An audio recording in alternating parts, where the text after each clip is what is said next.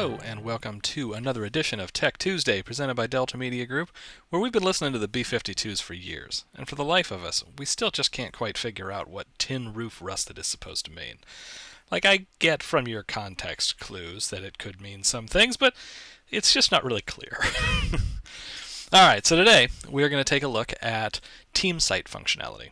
So, the idea here is we're going to kind of look at this from the perspective of a team leader. So if you are set as a leader of a team, you're about to find out some of the functionality that you can do with that newfound power. So, first off, you can see where we are. We're logged in. This is kind of the standard login page, or a representation of the standard login page that you would land on when you first log into your own account. Now, if you're a team leader and you click on your name up here in the top right, you'll have an additional option to go to team site. So we'll click on that, and you can see it takes us through, and now we're essentially authenticated as the team. This is just as if we had logged in as the team. However, there's not really a way to do that. The whole idea is that you log in as you, as a team leader, and get into the team account this way. So, so that's where we are. We're looking at the personal side of the team account. So here, anything that I do, anything that I change, won't pertain to my account specifically, but rather pertain to the team account and the associated team website and any leads that are assigned to the team. So first off, we'll take a look at some of the initial team functionality. So if I go down here and I click on website, there's an option down here to manage team. We'll load that up, and you can see it shows me the team roster down here, and this is a tiny team with just 2 people. But if I had more people or more team members, I would be able to use these arrows to move things up and down and change the order in which those team members will be displayed on either the team roster page or on the home page of the website if I'm using a website that does have a team member display like that. And that really just depends on the theme you use. So when you go to website and then down to site design and you choose from your website themes, some of those will be labeled as team themes that have a section like that. Now the other thing I can do here, in addition to moving these up and down, is I have my team settings, so I can click on that, and you see I have a few different options here that are available to me. Some of this has to do with a lead that comes in. If a lead comes in on the team site and it's delegated out to somebody, a team member, you have some information about who it should be assigned to, who they should work with. And you have a few different options there, either whether it was the last person they worked with or the first person they ever worked with.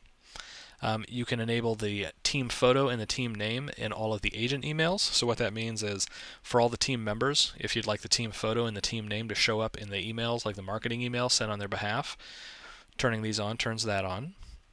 And then you can also hide the team member phone numbers on the team site, which is what this last checkbox does. And the reason that it would do that is so that when anybody makes a call, so if somebody's on the team website and they make a call, they're not calling the agent directly, but rather calling like a team number, where you can pick it up and give that lead to the team. Because if they contact the agent directly, then it essentially is that agent's lead.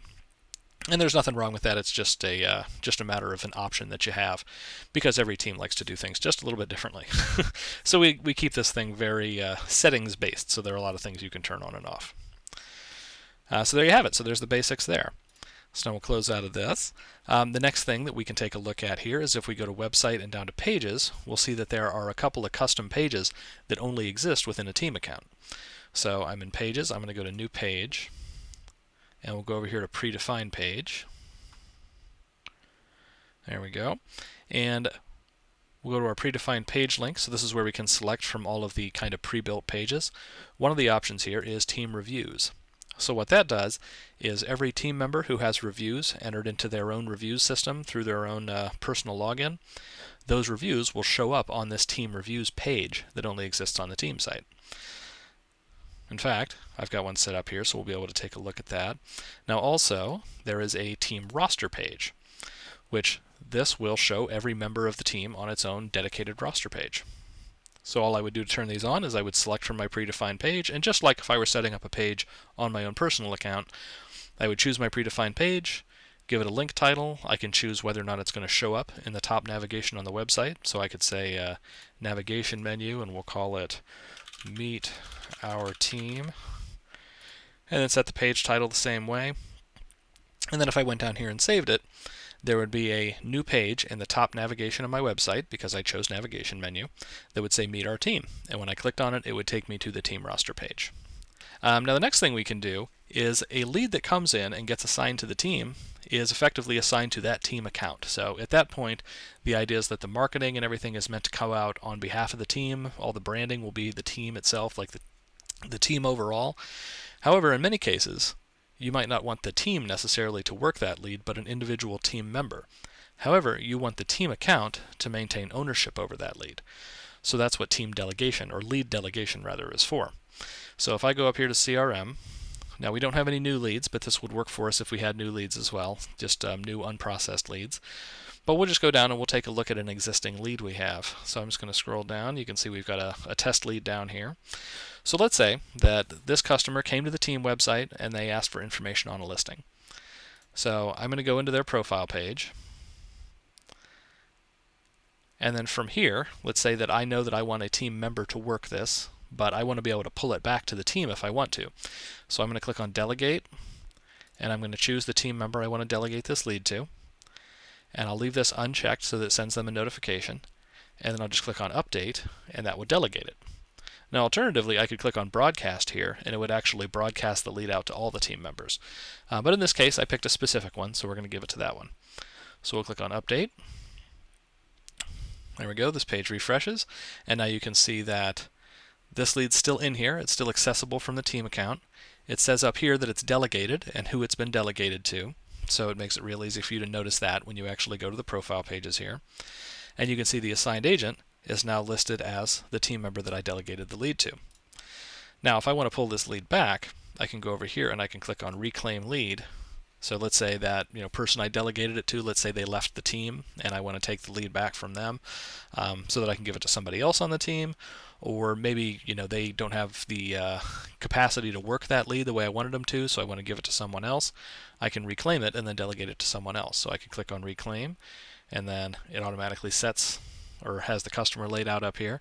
I can choose not to send the notification email if I want to with that same checkbox, and then Update. And I'll let our page reload, and there you go. So now the ownership of this lead has been pulled back to the team account, and the delegated tag has removed down here, or has been removed, and assigned agent is now set back to the team account name. So there you go. That is how you can go in and you can pull those leads up and delegate them out to specific people. Now the other thing I can do is we'll take a look at what that looks like for a new account.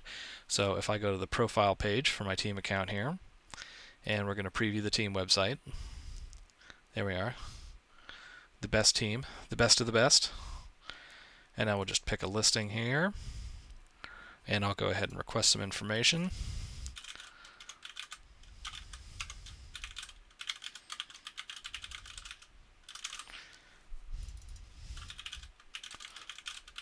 Always like to say that it's a test lead. We don't want anyone getting too excited.